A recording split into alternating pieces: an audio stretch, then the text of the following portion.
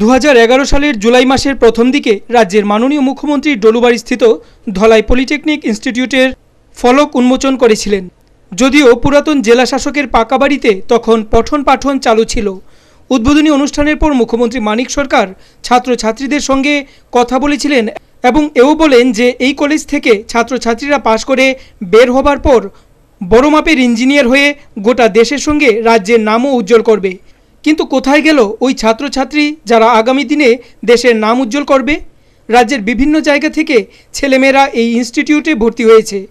আশপাশের এলাকায় ভাড়া করে থাকে ওই ছেলেমেয়েরা। বহু অভিযোগ রয়েছে ইনস্টিটিউটের ছাত্রছাত্রীদের বিরুদ্ধে।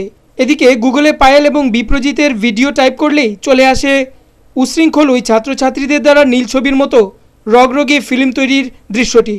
এত কিছু হবার পরও পায়েল বহাল তবিয়তে রয়েছে।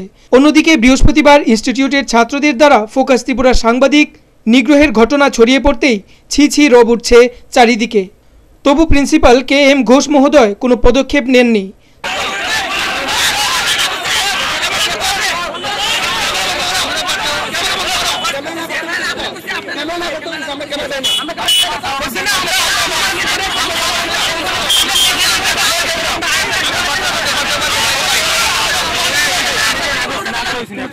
তবে ওই দিনের ঘটনার মূল নায়কদের চিহ্নিত করা হয়েছে লগ্নদীপ, বিশাল সাহা, উত্তম ঘোষ, অমর আকবর এন্থনির মতো এই তিনজনের নামে আগে আরও অনেক অভিযোগ রয়েছে, যা আগামী দিনে আমবাসার আবহাওয়া দূষিত করে তুলবে বলে মনে করছেন শুভবুদ্ধি সম্পন্ন মানুষ।